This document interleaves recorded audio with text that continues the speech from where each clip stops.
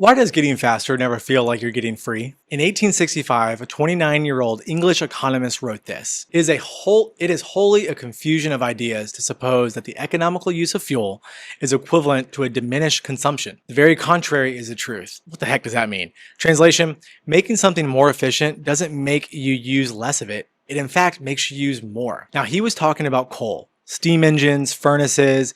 There was an empire that was scarce of it and was going to run out of the one thing that powered it. But he could have been talking about your calendar. My name is Chan Sweat. I'm a business broker with Fitzgibbon Alexander and the owner of Sweat Equity Advisors, where I help business owners grow revenue and build sales teams that actually work. And this is Personal Bets. Today, I want to tell you why the productivity advice that you've been following is working exactly as designed, and why that's why you feel so miserable. Because that way it's designed is why it's a problem. Now, Britain in the 1860s ran on coal.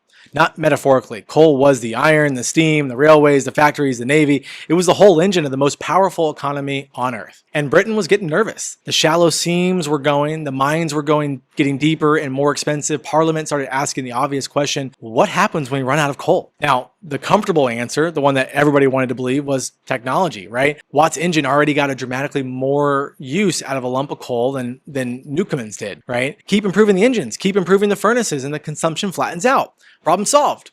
Or at least push down the road far enough that it becomes someone else's problem. That was the consensus.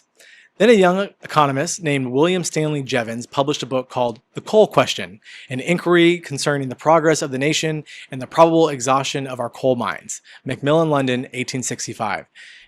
That sounds like the most exciting read I've ever heard of. But he told them that the consensus was actually backwards. His argument went like this. When an engine gets more efficient, the cost of doing work with that engine drops. And then the cost of doing something drops. You don't do the same amount of it for less money. You actually do more of it. Cheaper steam meant steam made sense in places it never made sense before.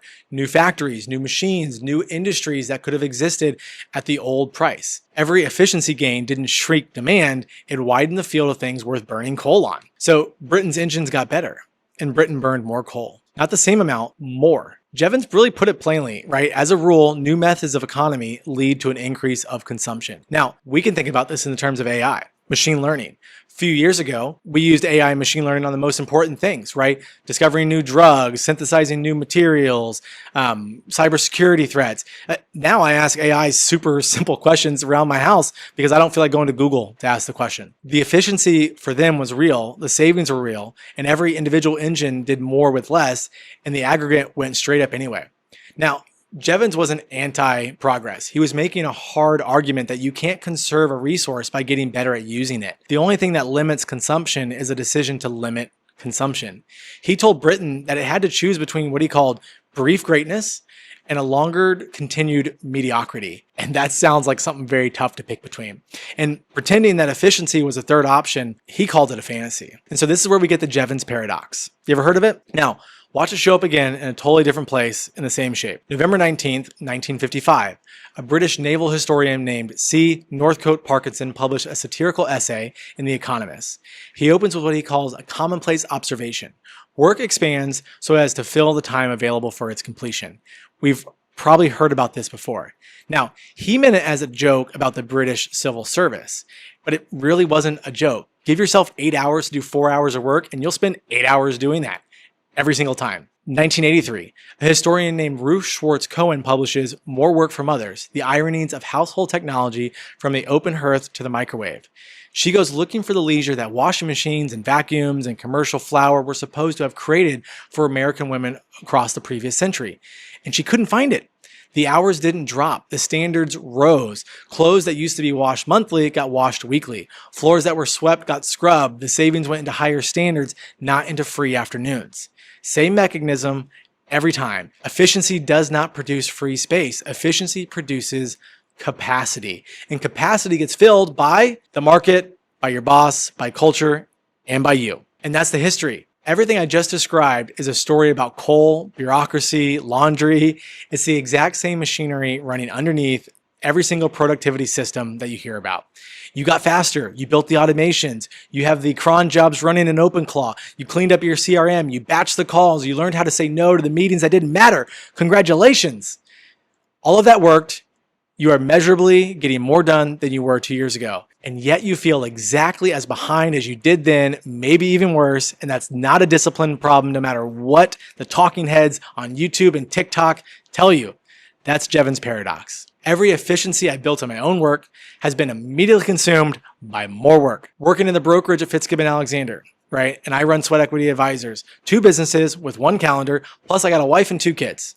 Every system I put in, pipeline discipline, calling potential sellers, using a paper notebook to slow down, the workflow that my virtual assistant Gabriel does for Sweat Equity Advisors to get the content out the door. Every one of those things saves me real time.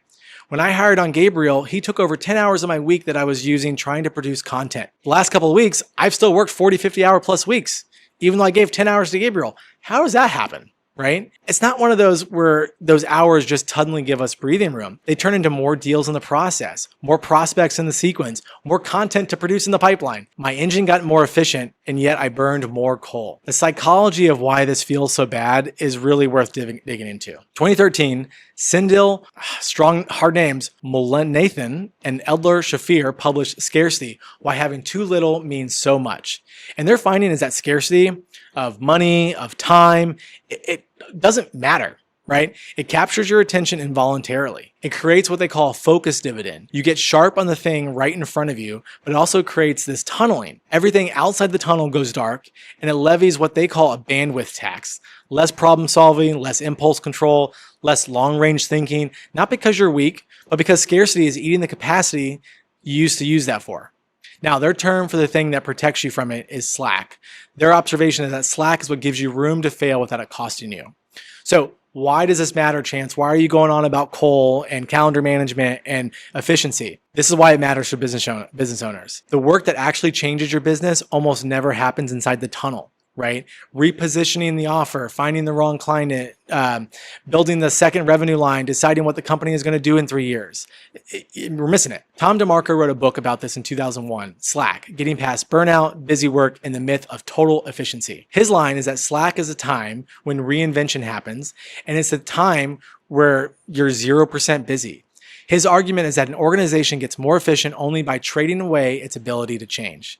Now, I've watched that trade play out from my side of the table when I'm evaluating a business, one of the tells that separates a company worth a premium from one that's stuck and whether the owner has any room to think. The stuck ones aren't lazy, they're the opposite. They're running 100% utilization and they've not had a strategic thought in years because there's no hours in their week for them to do that. And that's not a worth ethic problem, right? That's really a design problem. It's an efficiency problem. We're running the engine too hot again.